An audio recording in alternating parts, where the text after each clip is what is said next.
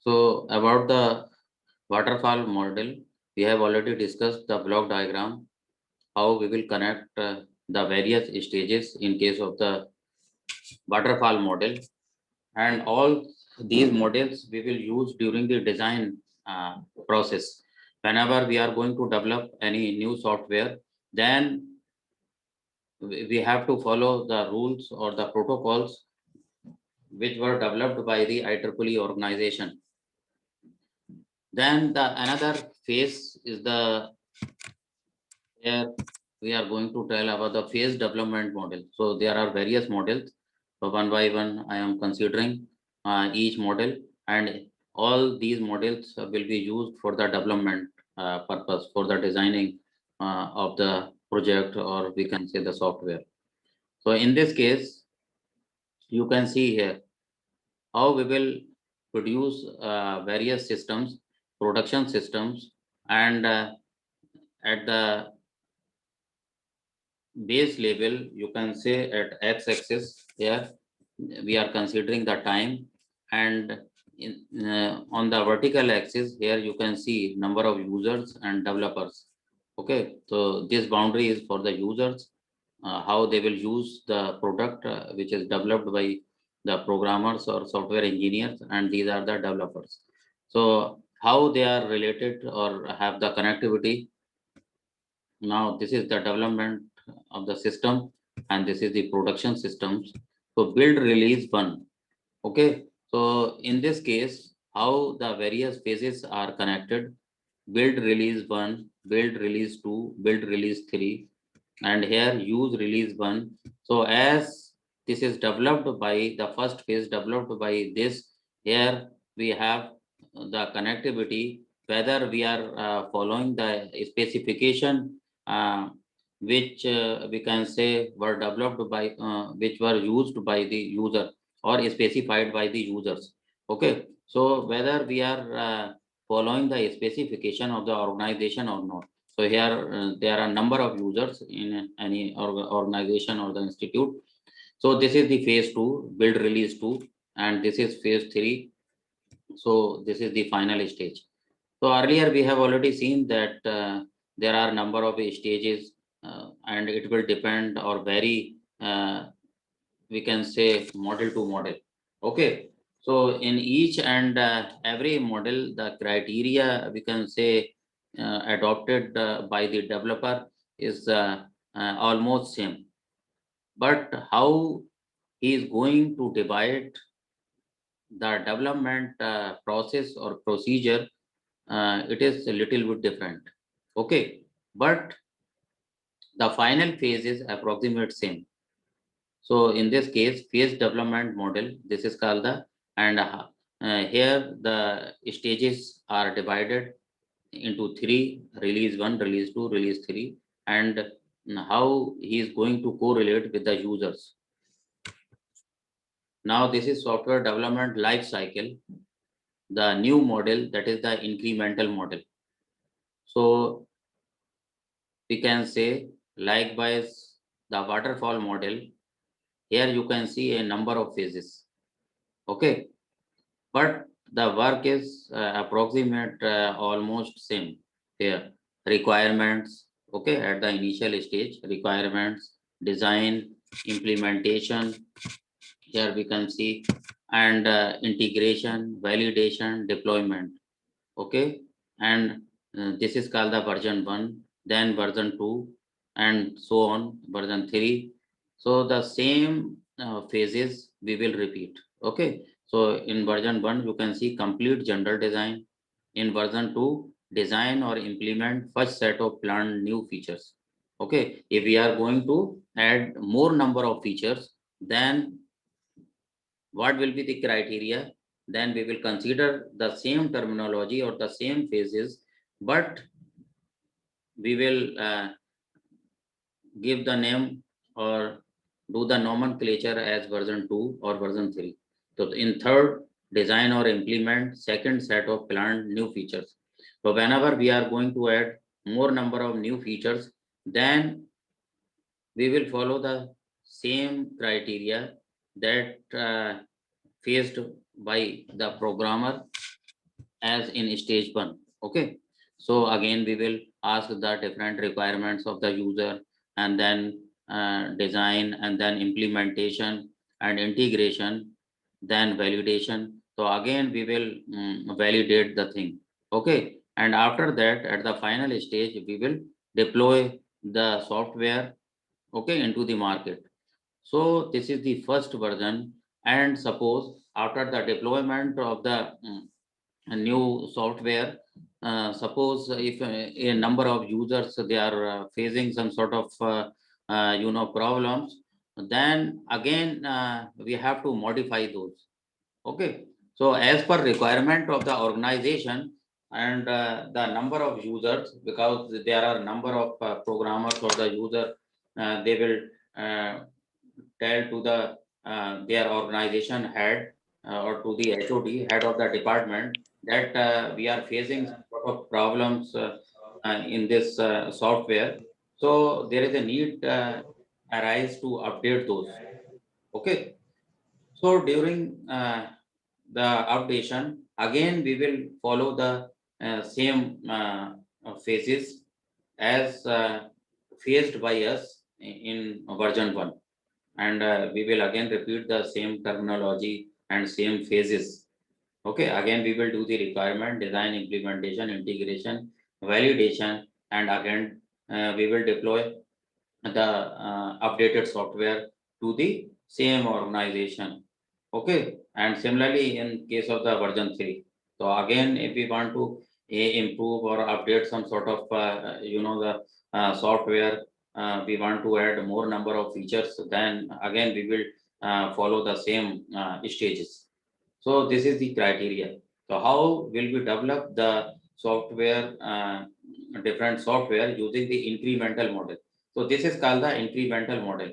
Okay, and in case of the waterfall model, in preceding case, we have already seen that the approximate stages are equal, but in case of the waterfall model, we cannot update the software easily. Okay, there was problem. So that's why we are not using the waterfall model mostly. But nowadays, you can see the latest model which we are following for the design of new softwares, even the system softwares or various application softwares, that are the spiral model. Okay, so the first phase, first model which we will follow, that is the incremental model, or we can say the waterfall model, and another model that is called the prototype model. But final model, that is very important, have most number of advantages and least number of disadvantages. Then we are following the spiral model. Okay, so that one is the latest model, have more number of advantages. So in this case, you can see incremental model. Just we are going to increase. That is the version 1, version 2, version 3, and so on. Okay. So here, if we want to do the updation, then we can easily update our software. But in case of waterfall model, if we will follow the waterfall model, then we can say that updation, or we can say the demands of the user will freeze. Okay. So in that case, if we are using the waterfall model for the implementation of any project or the software, then beforehand we will think over the design, all aspects of the design, because at the end or in the midway of the development of the particular software, we cannot update. It is very difficult. Okay, after the deployment of the software, then it is very difficult to update the other demands of the users. We cannot include those easily. Okay, but in case of the spiral model, we can update easily, even in the midway and also at the end, or after also the deployment, or as per the requirement of the particular organization.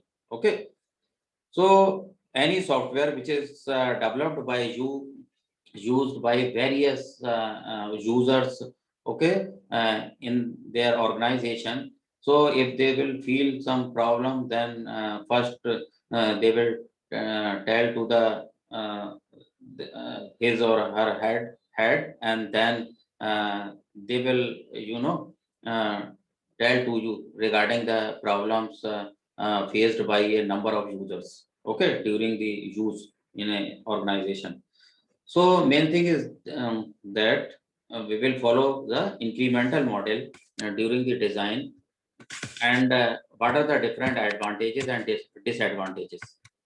So mostly in the preceding waterfall model, the main disadvantage is this, that the uh, we cannot update easily the softwares. Okay, so we can say the demand freezes. Okay, so we cannot update those software easily. Now we can say another model, that is the prototyping model. But you have already seen here. Here we can update our problems, okay, in incremental model. But we cannot do the same in case of the waterfall model. Now the third model we can see here, prototyping model. So this have the connectivity like this. Listen to customer. So first is, how will you specify, okay, how will you design your project. So first you will go to the organization, okay, then you will ask a lot of problems, what type of problems you are facing, what you need from me. Then he will tell you each and every point, and he will specify various points. But there are also number of you can say the facility that will be provided by the programmer, okay. So because there are number of things which the user cannot discuss, okay, or he is unaware by all those the problem he will face in the future. So this is the main thing. So in case of the prototyping model, how he is connected with the programmer or with the software, then you can see here in the round robin method, listen to customer. So first you have to listen to the customer, and after that customer test drives mockup, build revise mockup, okay. So in this case, first you will listen the problems of the customer, and after that customer test drives, that you will provide some sort of training to the customer. How will you run the particular software, or how will you work. So there is a need for the little bit you can say the training, okay, sort of training, okay. And third one is the build or revise mockup. So here you will finalize the software, and then you will leave on the organization that you can work easily. It is a very user friendly, and all those functions which you were telling regarding the software, I have implemented all those. Now you can check each and every point at each and every point. Okay, so this is the basic block diagram for the prototyping model, and this is the interface, how the customer and the programmer, or we can say that have the relation or the interface with the final software, and also at the initial stage. So this is, we can say, the proper model for the prototyping model, okay. So in this case, you can see here prototype requirements, the same thing you have already concentrating since last few models.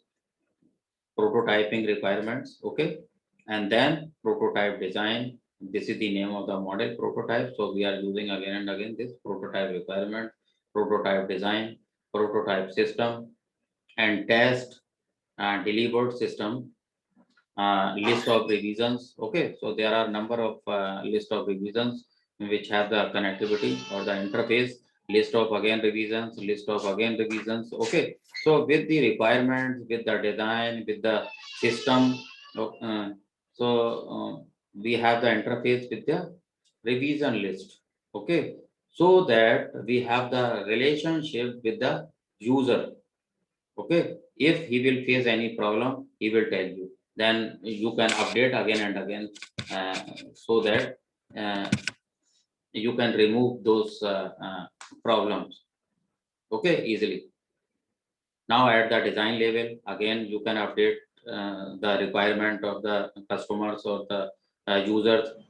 At the end, at the system level, गाड़ी at the बिके ही बता दूंगा कोई system level, Rizwan, please, at the system level, prototype system here, it has the interface, list of revisions.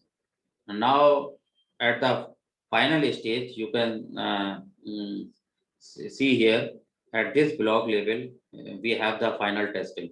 Okay. So testing is, very important. Before testing, you cannot deliver your software directly. There is a separate testing division in each and every company, organization, those who are, developing or designing the different type of system software or the application softwares. Okay, big company, they are, designing the system softwares. You are already aware the names of those companies, very popular companies worldwide. But for the application softwares, there are number of local companies. They are developing the various application softwares or the small softwares that are dedicated to a particular small industry or any shop, or we can say small institute or organization. But before that, uh, each and every softwares will be tested finally. And now the time comes for the delivery. Then from the testing division, we will come to the delivered system. Okay, then we will deploy our product after the certification that it is okay. Now the another model that is called the spiral model. Here we can see this is the spiral model. Here process is represented as a spiral rather than as a sequence of activities with backtracking.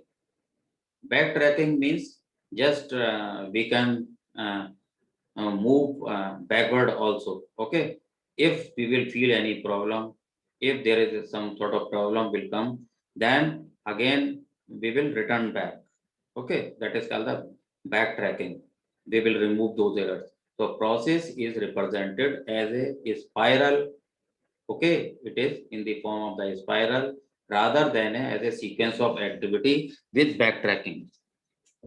So here in preceding cases you have already seen there is no backtracking system. Okay, but in this case, in case of the spiral, if we are using the spiral development model, then it is easy to backtrack. We can debug our problems which faced by us at the initial stage even or at the final stage. So that's why we use mostly the spiral model for the development or the design of the software. Now in this case, you can see here each loop in the spiral. So there are number of loops we will use in case of the spiral model. So each loop in the spiral represents a phase in the process. So there are number of phases in the process. No fixed phases such as a specification or design. So there is no any specification like that. This is designing, coding, testing like those. But loops in the spiral are chosen depending on what is required. Okay. So here we will choose what is the requirement. So accordingly, we will choose that area. So here a particular area is divided for each phase. So risks are explicitly assessed and resolved throughout the process. So here we will take the risk and accordingly we will resolve all those risks and finally we will get our product at proper stage. Now you can see this is the we can say diagram which we use for the spiral model software process. Now here you can see, so there are a number of regions here and uh, they are divided here into four parts. First you can see here this one and this is the x-axis on both sides, and this is the y-axis. So we can say that here we are going to divide into 4 parts: first, second, third, fourth, like that. And after that, you can count the number of regions. Okay, this is 1, 2, 3, 4. And after that, you can start from here: 1, 2, 3, 4. Okay, and then if we will count this 5, and then outer is 6. Okay, this area, that is the outer area, we can say the 6 1, and then this. Okay, so the number of regions you can count here, and you can study here, that is the prototype 1, prototype 2. So there are several nomenclature for the regions: prototype 1, 2, 3. Okay, now here you can see the particular area. Here we have the risk analysis, again risk analysis, risk analysis, risk analysis. So everywhere this, we analyze the risk, we remove the problem at any stage. Okay, so we can say this is the open model. At any stage we can remove the risk, we can analyze the risk, and accordingly we can handle several problems at a time. Now here you can see, this is the review area. Here we can review all those which we have already worked on a particular prototype. And requirements plan, again the similar as we have already used. This is the in other model, in case of other models: requirements plan, life cycle plan, development plan, integration and design. Okay, and then here you can see plan phase. Okay, development, verify of the product. Now you can see this is the testing area. Again, operational prototype we are using, and here there is a benchmark. And in this case you can see here we are validating at each stage: software requirements, requirement validation. Okay, design, here you can see product design again. And area is fixed for the testing purpose. Here again, detailed design, the unit test, integration test, acceptance test, and then this is the service. So now each and every region we can use for all purpose. So there is no any we can say dedicated area for the designing, coding, development, integration, all those. Okay, so on each field we can work for all.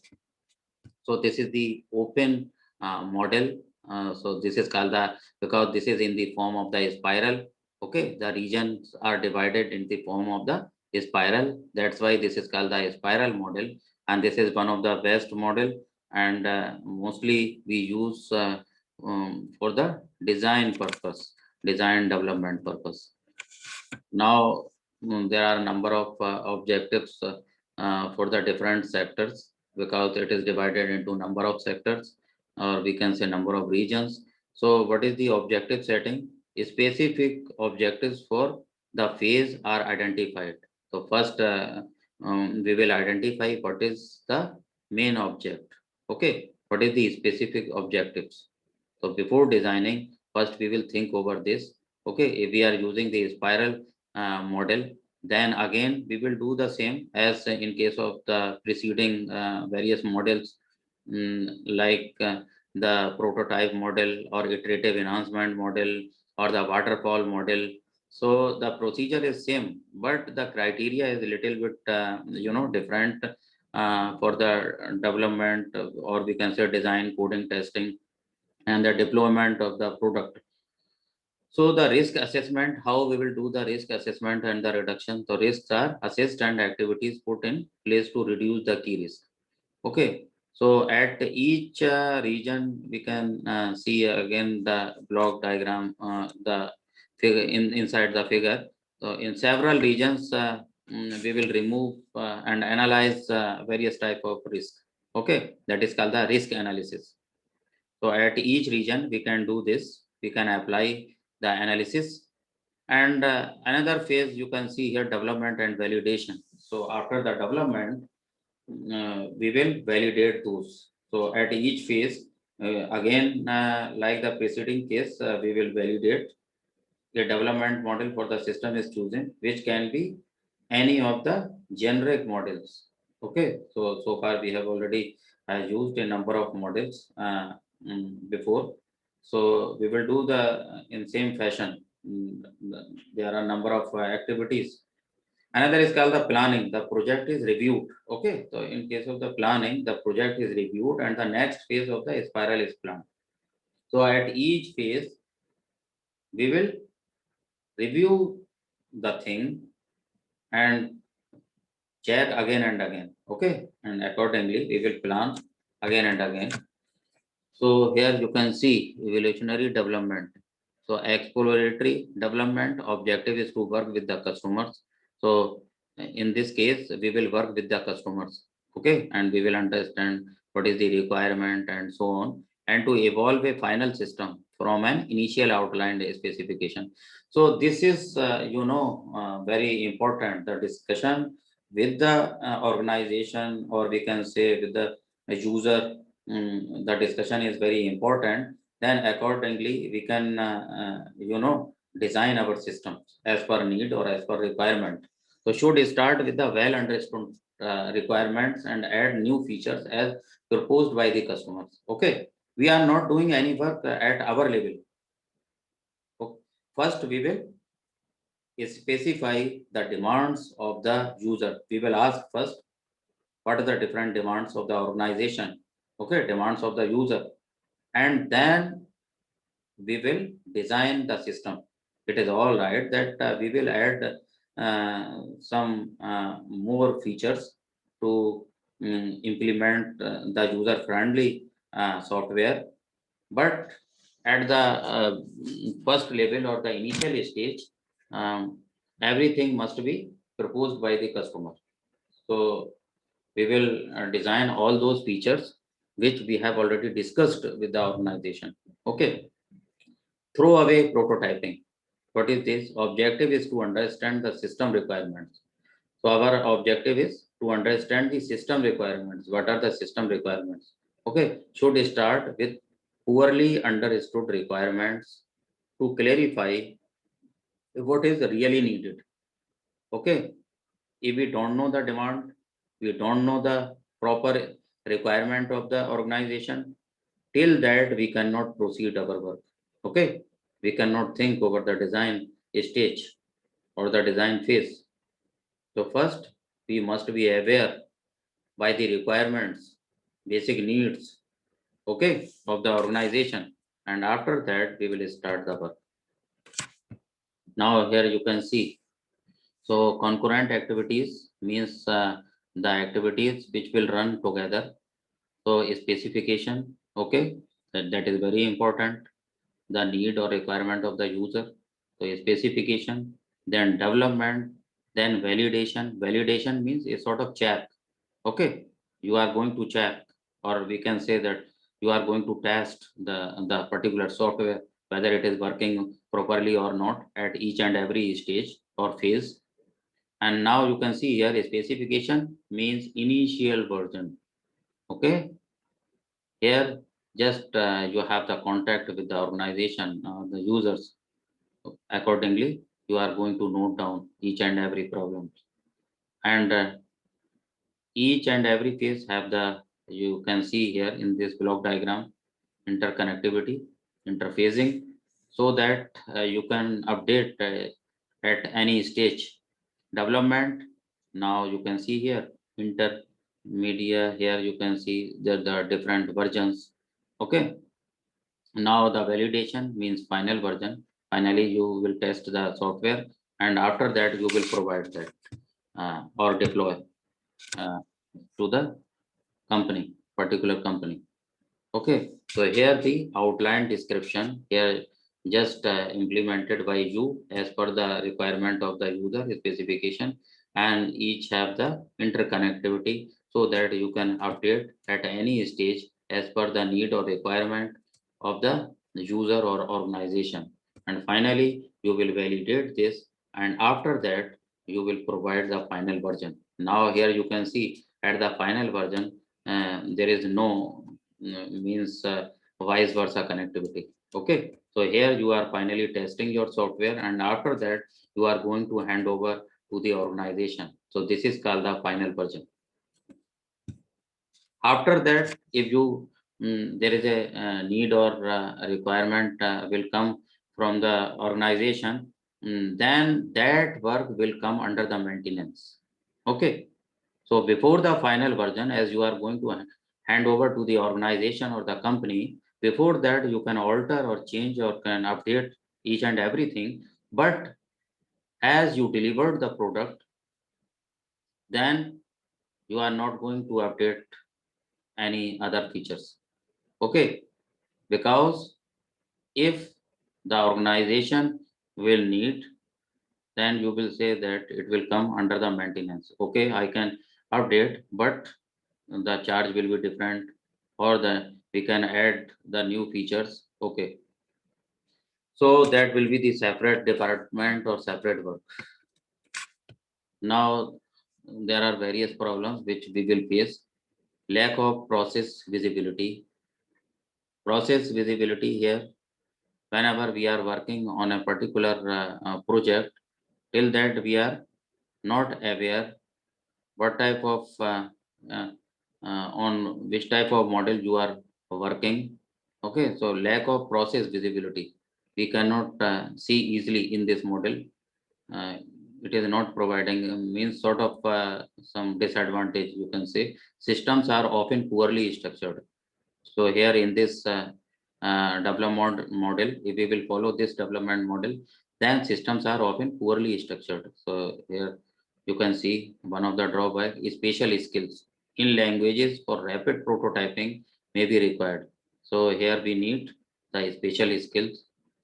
Applicability for small or medium sized interactive systems. Now where we can use this development model for small and medium sized interactive systems. We are going to design any application softwares, then you can see the size here. Okay, so accordingly we can follow or the model for the design of the software for parts of large system. If it is a part of any large system, then we can use, because we have already developed the any large system. But if there is a need of the upgradation, then for a particular part we can use the prototype model. Okay, so for example, the user interface, we have already designed any software, and after it there is a need to develop any sort of interface, then for a part of the large system we can use this prototype model. For short lifetime systems, here if the system is very small and short lifetime, so that we are going to use for a particular duration, 1 or 2 years, and after this there is a need arise to update that, then for a short while or the short lifetime systems we can use this development, we can say prototype model. Okay, another thing is the component based software engineering. Now here we will divide our software techniques or engineering into a number of components. So based on systematic reuse, their systems are integrated from existing components. Okay, so we can say that one thing we have already studied, one of the characteristics of the software engineering, the reusability. Okay, how we can use the old features, or we can say the old version of the some software to upgrade to a new version.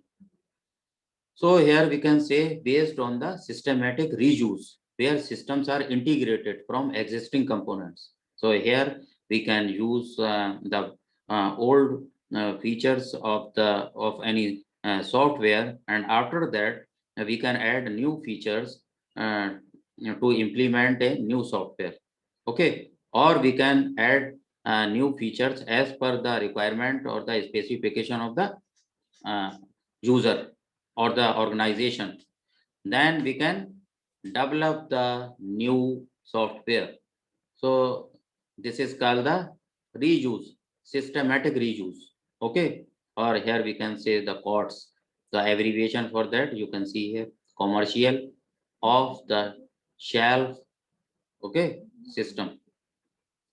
So this is the full form. So we can this is used for the reuse, or we can say systematic reuse.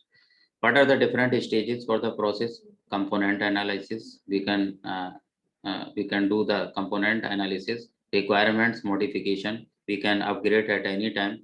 At the designing phase, we can upgrade the different demands or the problems.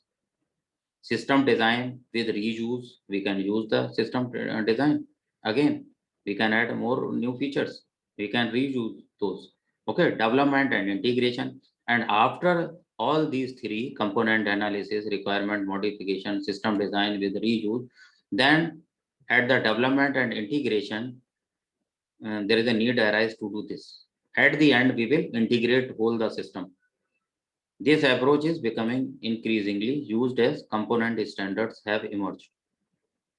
Okay, so reuse oriented development, how we will do this? Reuse means we are using here old version and upgrading to the new one. Then we can use the sort of different models to reuse the softwares. Okay, so again, we will do in the similar fashion.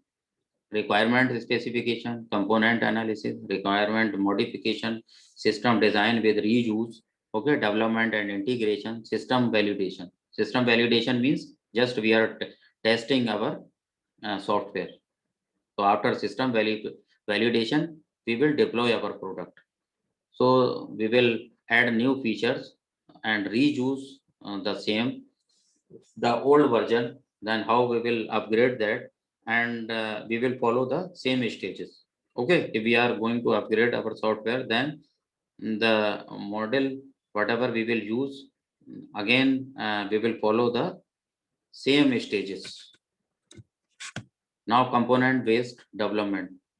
Development generally applicable components of a reasonable size and reuse them across systems. Okay, so develop generally applicable components. So there are number of components, but out of them which are applicable, we will use only those.